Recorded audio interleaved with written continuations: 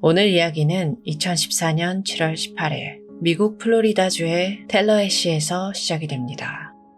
오전 11시가 조금 안 된 시각, 조용하고 평화로운 고급 주택가인 트레스코트 드라이브 위로 차 한 대가 들어와요. 운전석에 앉은 남자는 39살의 댄 마켈. 그는 플로리다 주립대 로스쿨에서 아주 잘 나가는 종신 교수직까지 받은 수재였습니다. 마켈 교수는 캐나다 토론토의 독실한 유대인 가정에서 자랐어요. 하버드 대학교를 최우등으로 졸업하고 영국 캠브리지에서 석사를 마친 뒤 하버드 로스쿨까지 졸업한 진짜 엘리트 중에 엘리트였죠. 뉴욕타임스나 애틀랜틱 같은 유명 매체에 칼럼도 자주 쓰고 동료 교수들과 블로그도 운영할 만큼 학계에서 발이 넓고 인기도 많은 사람이었어요. 그날 마켈 교수의 아침은 여느 때와 다름없이 부지런하고 평범했어요. 아침 일찍 어린 두 아들을 챙겨서 유치원에 데려다주고 곧바로 동네 체육관으로 가서 땀 흘려 운동했죠. 그리고 방금 자신의 집 차고로 돌아온 참이었어요. 차고 안은 바깥에 끈적한 열기가 그대로 갇혀서 아마 숨이 막히게 더웠을 거예요. 그는 운동복이 땀에 흠뻑 젖은 채로 시동을 끄고 차 안에 앉아 있었습니다. 그리고 누군가와 아주 일상적인 전화통화를 이어가고 있었죠. 근데 바로 그 순간이었어요. 여유로웠던 금요일 아침의 고요함을 깨고 갑자기 이상한 소리가 들려온 거죠.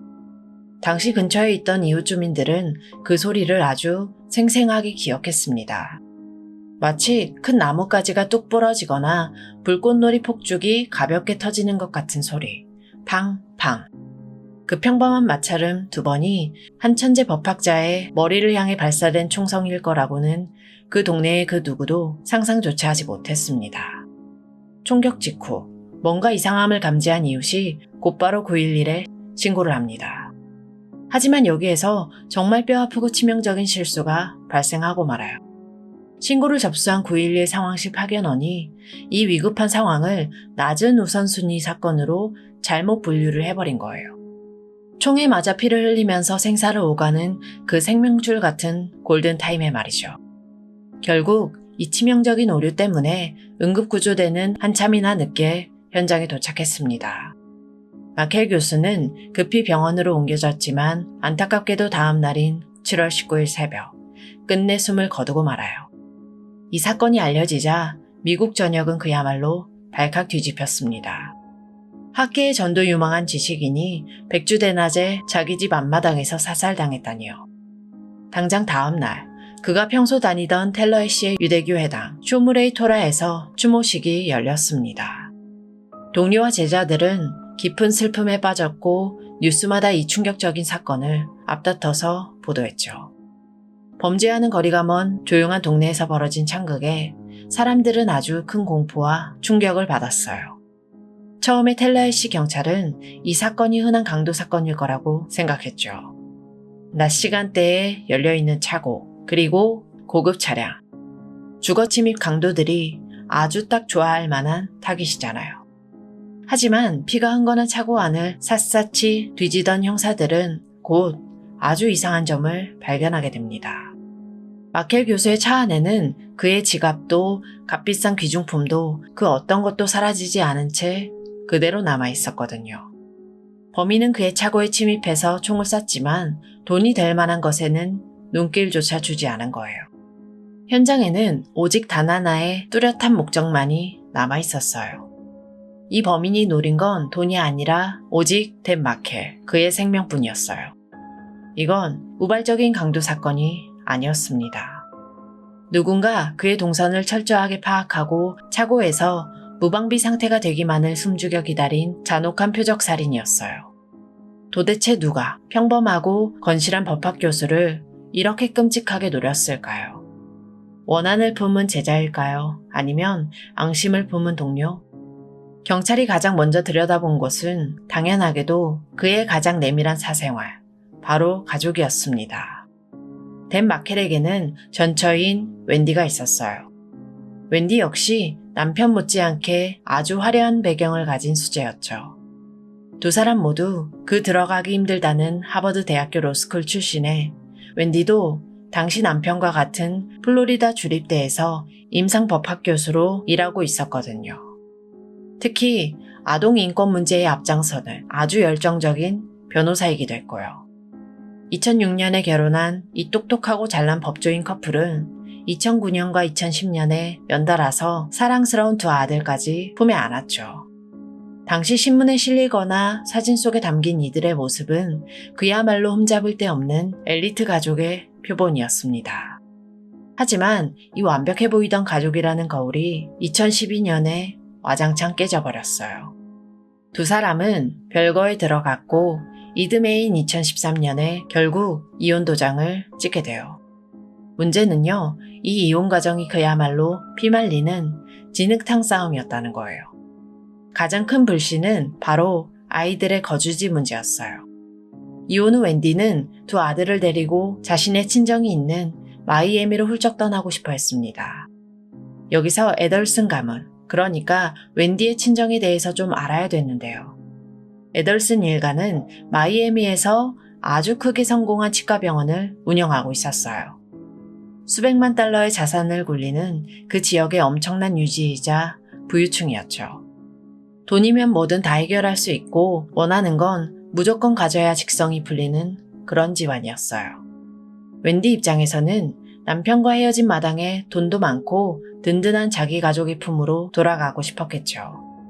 하지만 댄은 이를 아주 강력하게 반대했어요. 비록 부부의 연은 끝났지만 아빠로서 매일 아이들 곁에서 양육에 참여하고 싶었던 거예요. 두 법학 교수의 팽팽한 법적 공방 끝에 법원은 결국 댄의 손을 들어주게 됩니다.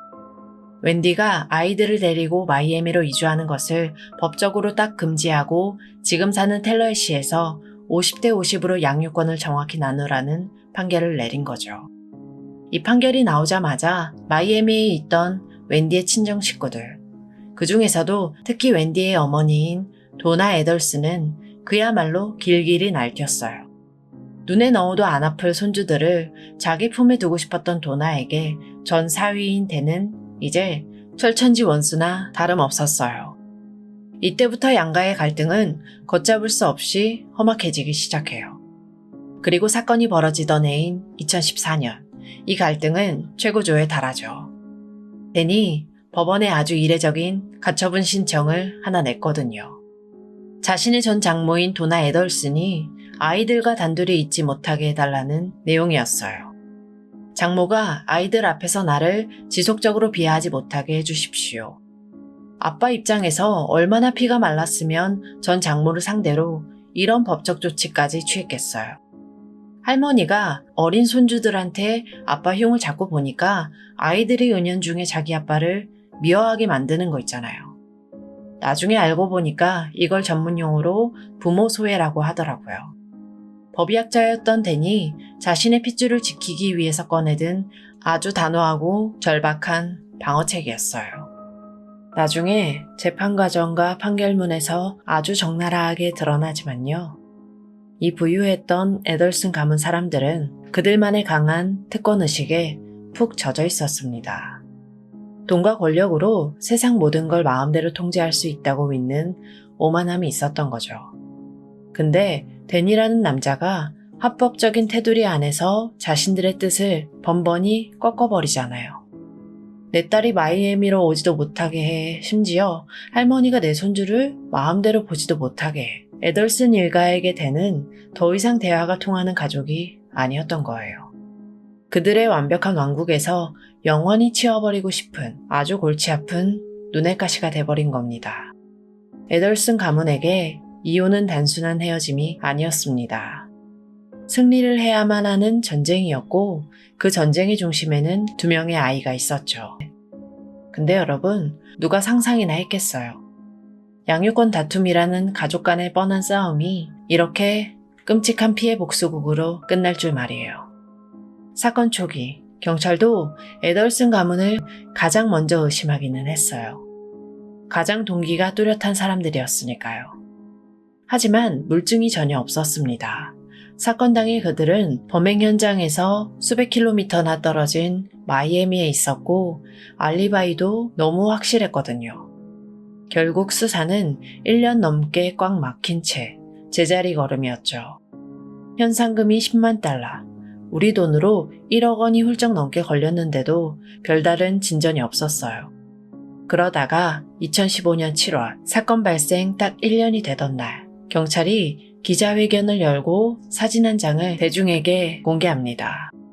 바로 댄 집 주변에 있는 CCTV에 희미하게 찍혀있던 은색 토요타 프리우스 차량이었죠.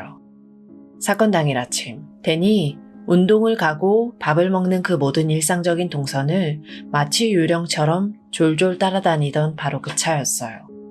이제 이 은색 프리우스가 어디에서 왔는지 그 길을 쭉 따라가다 보니까 드디어 수사에 엄청난 반전이 일어나기 시작해요.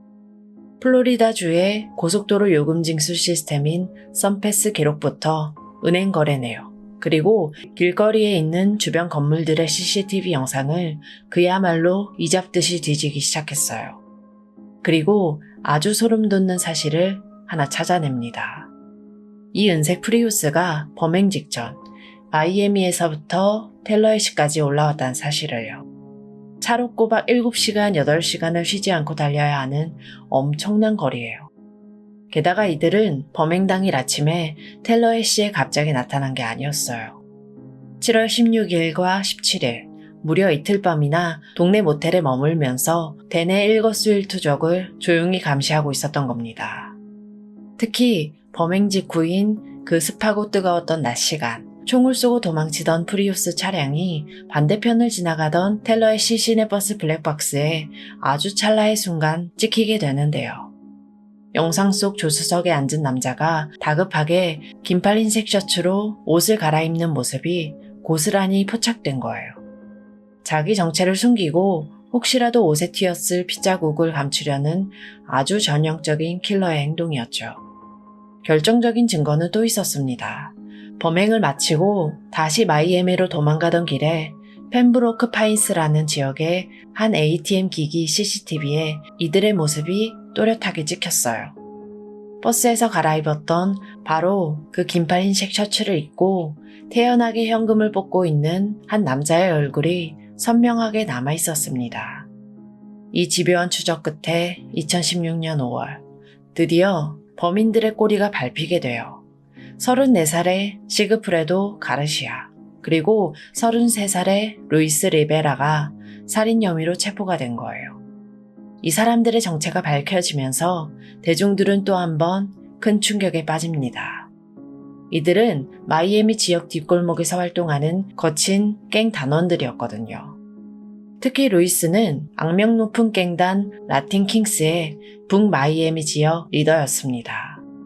평생 법전만 파고 살았던 하버드 출신 지식인과 마이애미 뒷골목을 주름잡던 갱단 리더. 정말 살면서 단 한 번도 마주칠 일이 없을 것 같은 너무나 뜬금없고 안 어울리는 조합이잖아요. 나중에 루이스는 19년형을 받는 조건으로 범행 일체를 자백하게 되는데요. 그의 증언을 들어보면 이들이 얼마나 치밀하고 집요하게 댄을 노렸는지 알 수가 있습니다. 사실 이들은 7월 18일 범행 당일날 텔러헤시에 처음 온 게 아니었어요. 한 달 전인 6월 초에도 프리우스를 렌트해서 이곳에 왔었죠. 그때는 거리를 배회하면서 댄을 찾다가 실패하고 다시 마이애미로 돌아갔던 거예요. 리베라는 경찰 조사에서 정말 아무렇지도 않다는 듯이 이렇게 털어놨습니다. 우리는 그를 죽이러 2번이나 텔러헤시에 갔습니다. 이게 무슨 뜻이겠어요? 이 킬러들이 이미 한 달 전부터 댄의 숨통을 서서히 조여오고 있었다는 거예요. 마치 마트에 물건을 사러 2번 방문했다는 듯이 타인의 생명을 빼앗는 일을 너무나 무감각하게 말을 했습니다. 자, 여기에서 아주 거대한 의문이 하나 생기죠.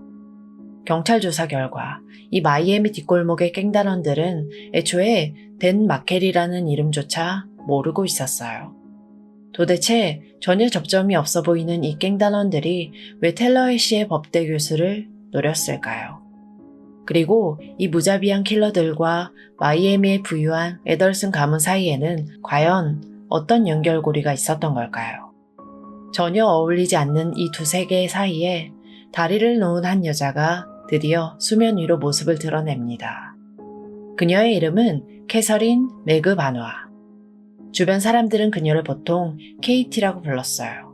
이 KT라는 여자를 중심에 두고 인물 관계도를 한번 그려보면요. 그동안 절대 안 풀리던 이 사건의 퍼즐 조각들이 정말 소름 돋게 딱딱 맞아떨어지기 시작합니다. 우선 그녀는 텔러의시로 올라가 총을 쏜 킬러 시그프레도 가르시아의 전 부인이었어요. 두 사람 사이에는 이미 아이도 둘이나 있었죠. 근데 사건 당시 이 KT가 새롭게 만나고 있었던 연인이 바로 웬디 애덜슨의 친오빠이자 마이애미 부유한 치과 의사인 찰리 애덜슨이었어요.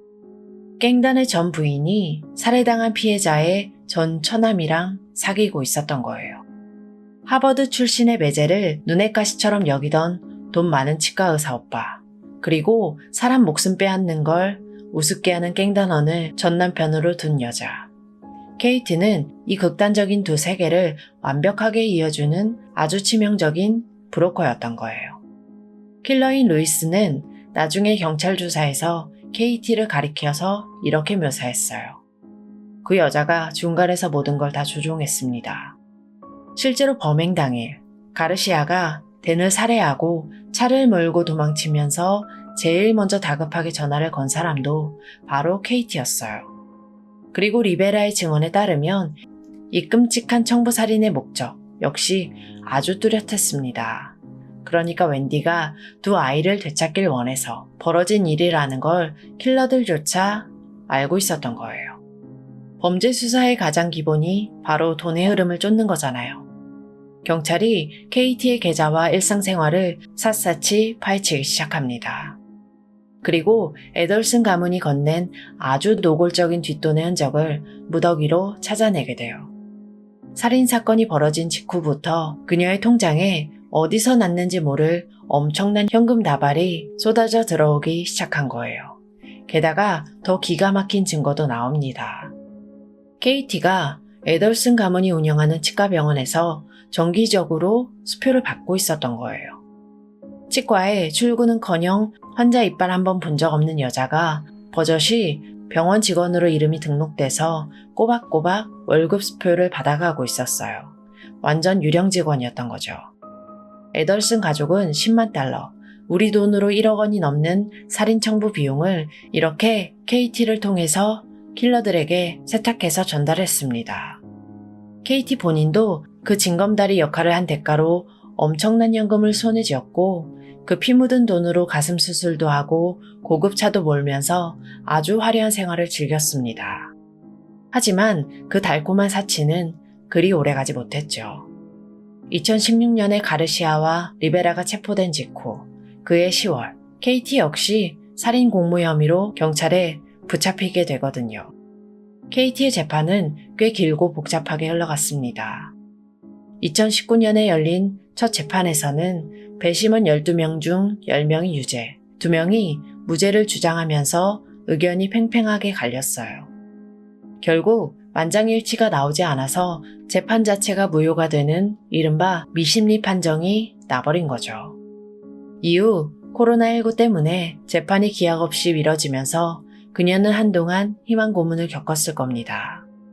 하지만 2022년 5월에 드디어 다시 열린 재심에서 그녀는 결국 1급 살인 및 살인 공모, 살인 교사의 혐의로 완벽한 유죄 판결을 받습니다. 이때 판사가 그녀에게 내린 형량이 아주 무거웠어요. 가석방이 절대 허락되지 않는 종신형에 추가로 30년형, 2번을 연속으로 살아야 하는 무시무시한 형량이었죠. 판사가 이렇게 가혹할이 많지 무거운 연속 형량을 선고하면서 판결문에 아주 뼈아픈 일침을 남겼습니다. 당신에겐 진실을 밝히고 속죄할 수 있는 수많은 기회가 있었지만 끝내 돈과 침묵을 선택했습니다. 자신이 중간에 다리를 놓은 탓에 아무 죄 없는 두 아이의 아버지가 끔찍하게 살해당했잖아요. 심지어 자기 아이들의 아빠인 가르시아가 살인범으로 몰려서 평생 감옥에서 썩게 된 상황 속에서도 그녀는 애덜슨 가문이 쥐어주는 돈다발과 그 치과 의사 연인에게 눈이 멀어 끝까지 입을 꼭 닫고 있었던 거예요.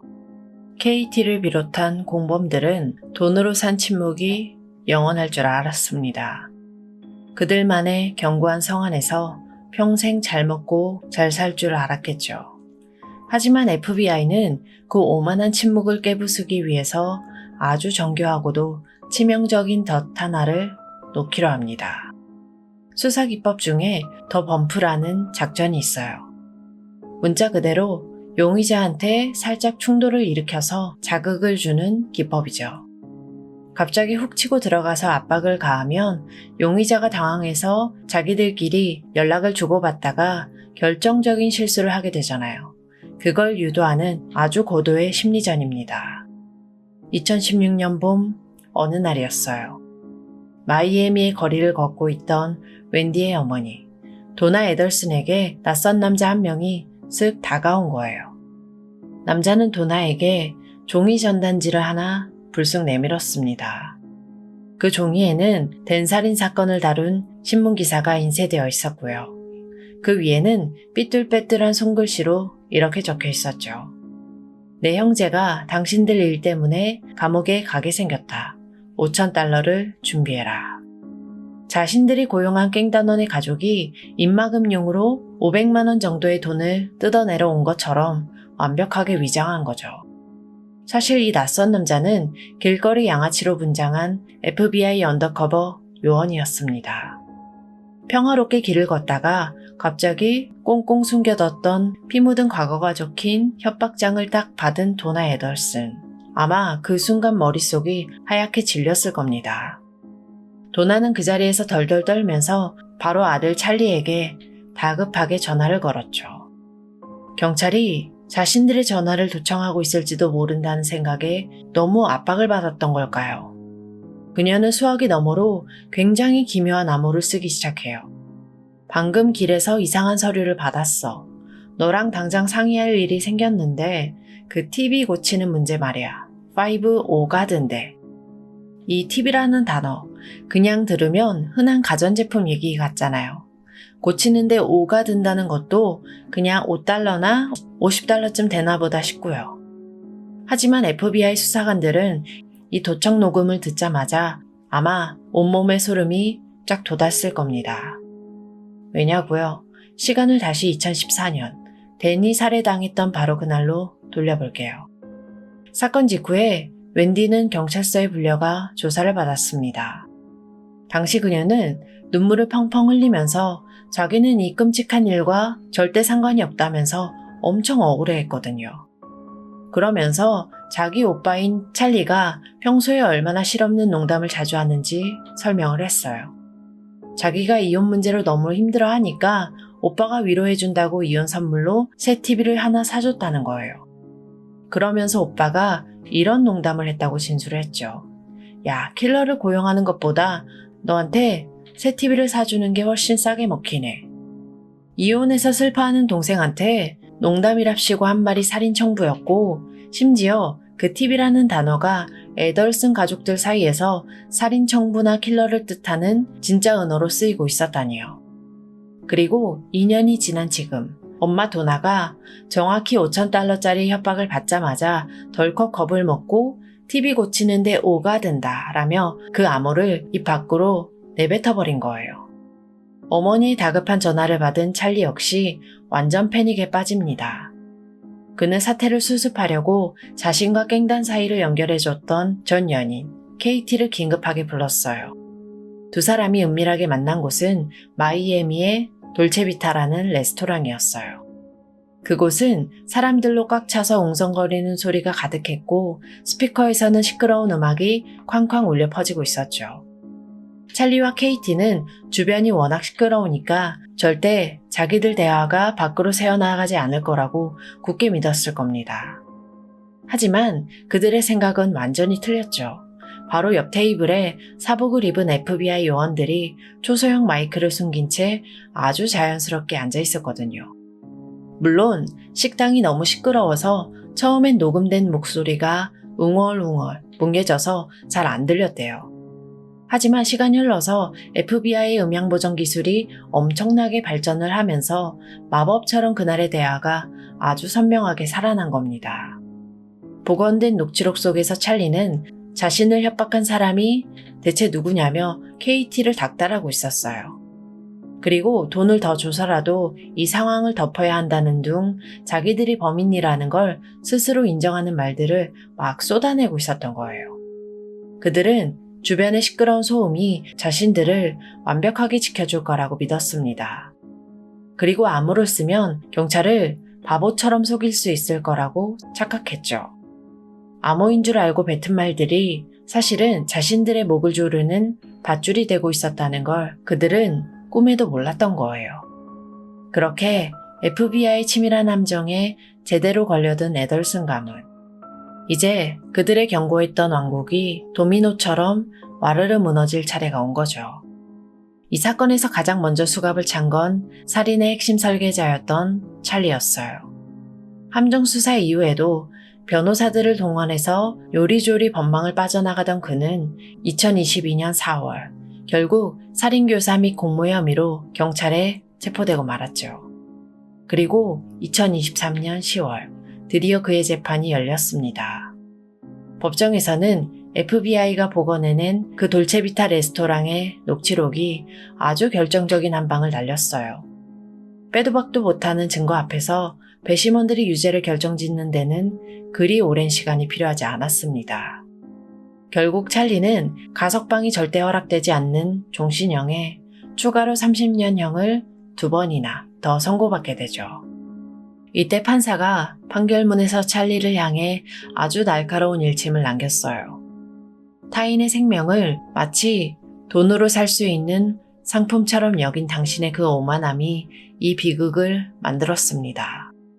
돈만 쥐어주면 킬러를 쇼핑하듯이 고용하고 뒷수습까지 깔끔하게 다 할 수 있다고 믿었던 부유층.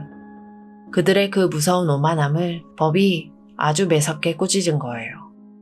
눈앞에서 자기 친아들이 무기징역을 선고받는 걸 지켜봐야 했던 어머니 도나. 그녀의 심정은 어땠을까요? 아마 이제 다음 차례는 무조건 나구나 하는 극도의 공포에 사로잡혔을 겁니다. 한번 상상해보세요. 마이애미 최고급 저택에서 평생 남부러울 것 없이 떵떵거리면서 살던 그 70대의 사모님이 자신도 감옥에 갈지도 모른다는 생각에 얼마나 무서웠으면 하루아침에 짐을 싸서 야반도주를 계획했을까요? 찰리가 유죄 판결을 받고 불과 일주일 정도 지난 2023년 11월 13일 저녁이었습니다. 미국 마이애미 국제공항 출국장에 아주 다급해 보이는 노부부가 나타난 거예요. 바로 도나 애덜슨과 그녀의 남편 하비 애덜슨이었죠. 그들은 비행기에 타기 위해서 아주 빠른 걸음으로 탑승 게이트를 향해 가고 있었어요. 그들의 손에 들린 항공권의 목적지는 다름 아닌 베트남이었습니다. 심지어 돌아오는 편은 아예 끊지도 않은 편도 티켓이었죠. 왜 하필 베트남이었을까요? 베트남은 미국과 범죄인 인도 조약이 맺어져 있지 않은 나라였거든요. 미국 경찰의 손이 절대 닿지 않는 곳으로 재산만 챙겨서 아예 영영 도망치려고 했던 거예요. 하지만 게이트를 통과하려고 했던 바로 그 순간 미리 잠복해 있던 수사관들이 그녀의 앞을 딱 막아선 거죠. 도망치기에는 이미 너무 늦었던 겁니다. 그 화려하고 꿋꿋했던 마이애미 부유층 사모님의 얇은 손목에 차가운 수갑이 채워지는 순간이었죠. 바로 옆에 있던 남편 하비는 자기가 체포되는 건 아니었지만 평생을 함께한 아내가 범죄자로 끌려가는 걸 보면서 그냥 넋이 나간 채 멍하니 서 있어야만 했고요. 당시 공항에서 수사관들 바디캠에 찍힌 도나의 표정.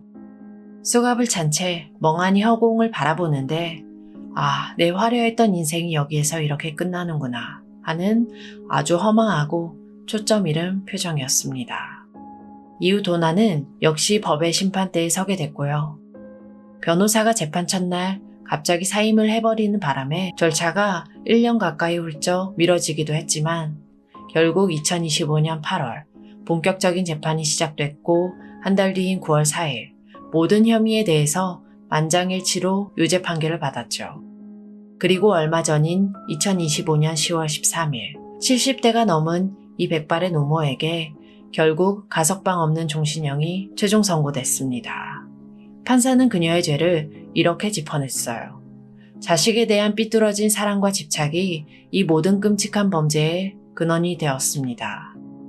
내 딸을 이혼 소송에서 좀 편하게 해주려고, 내 손주들을 내가 원하는 마이애미에서 내 방식대로 키우려고, 그 삐뚤어진 모정 하나 때문에 무고한 사위를 잔혹하게 살해하고 본인을 포함해 수많은 사람의 인생을 낭떠러지로 싹 다 밀어버린 거예요. 처음엔 아무도 모를 줄 알았을 겁니다. 돈으로 입을 막고 암호로 은밀하게 대화를 하면서 비행기를 타고 지구 반대편으로 도망치면 다 끝날 줄 알았겠죠. 11년이 걸렸습니다. 한 가문이 완벽하게 설계했던 범죄가 그 가문 전체의 파멸로 돌아오기까지 말이에요. 이렇게 살인을 지시하고 가담한 가족들은 줄줄이 감옥에 갔잖아요. 근데 이 이야기에는 아직 끝나지 않은 아주 슬픈 뒷모습이 하나 남아 있습니다. 이 끔찍한 비극의 진짜 피해자들, 바로 댄이 그토록 사랑했던 두 아들은 과연 어떻게 됐을까요? 사실 전처인 웬디는 지금까지도 어떤 혐의로도 감옥에 가지 않았어요. 검찰이 웬디를 공식적으로 재판에 넘겨지진 않았지만 범죄에 깊이 가담한 공범으로 콕 집어 명시했는데도 말이죠. 아직 직접적인 물증이 좀 부족했거든요. 사건 직후 웬디는 자기 소원대로 보란듯이 아이들을 데리고 훌쩍 마이애미로 떠나버렸습니다. 그리고 아이들과 시댁 식구들, 그러니까 댄의 부모님과의 연락을 아주 매몰차게 싹 끊어버렸죠. 여기에서 당시 미국 대중들을 정말 경악하게 만든 아주 소름 돋는 일이 하나 벌어지는데요. 웬디가 두 아들의 성, 그러니까 라스트 네임을 마켈에서 자기 친정성인 에덜슨으로 아예 바꿔버린 거예요. 표면적인 핑계는 아이들의 안전을 위해서라지만 사실상 아이들의 삶에서 아빠의 흔적을 아예 지워버리기로 했던 거죠. 캐나다 토론토에 살고 있던 댄의 부모님, 하루아침에 자랑스러운 아들을 잃은 것도 미칠 노릇인데 눈에 넣어도 안 아플 손주들까지 영영 못 보게 된 거예요. 심지어 내 손주들 이름이 내 아들을 죽인 원수의 집안의 성으로 통째로 바뀌었다는 소식을 들었을 때 부모님의 억장이 얼마나 무너져 내렸을까요? 당장이라도 플로리다 법원으로 달려가서 우리 손주들을 한 번만 보게 해달라고 엎드려서 애원하고 싶었을 겁니다. 하지만 당시에는 그조차도 불가능했어요. 당시 플로리다주가 미국 전역을 통틀어서 조부모의 손주 면접권을 가장 지독하고 엄격하게 막아놓은 동네였거든요. 법의 벽이 너무나도 높았던 거죠. 하지만 죽은 아들이 남긴 마지막 핏줄을 어떻게 포기하겠어요. 마켈 부부의 이 기막힌 사연이 언론을 통해 널리 알려지면서 미국 전역에서 엄청난 사회적 공분이 일어납니다. 수많은 사람들이 내 일처럼 함께 분노하면서 목소리를 냈고요. 여론이 뜨겁게 들끓자 결국 꼼짝 않던 주의회까지 움직이게 만들었죠. 치열한 논의 끝에 2022년 플로리다 주에서 새로운 법안 하나가 마침내 의회의 문턱을 넘게 됩니다. 주지사가 직접 서명까지 한 이 법의 비공식 명칭은 바로 마켈법이었어요. 이 법의 핵심은 아주 명확해요. 부모 중 한쪽이 다른 한쪽의 사망에 책임이 있거나 살인사건에 연루됐을 경우 조부모가 법원에 당당하게 손주를 보게 해달라고 청구를 할 수 있는 권리를 만든 거예요.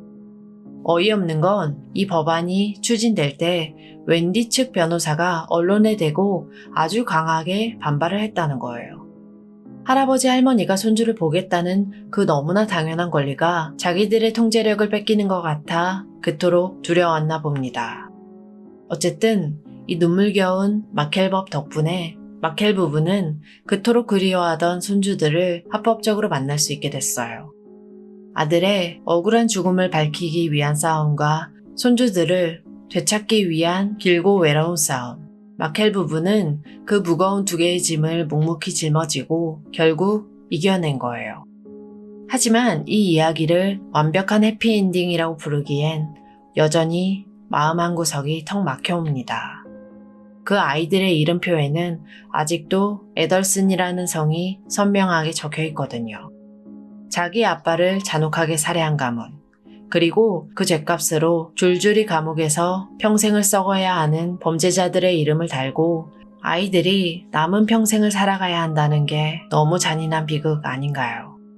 정의는 법정에서 어느 정도 실현이 됐지만 이 비극이 남긴 깊은 상처는 법으로도 다 고칠 수 없을 겁니다. 안타깝게 희생당한 피해자분의 명복을 빌겠습니다. 지금까지 고요한 밤이었습니다.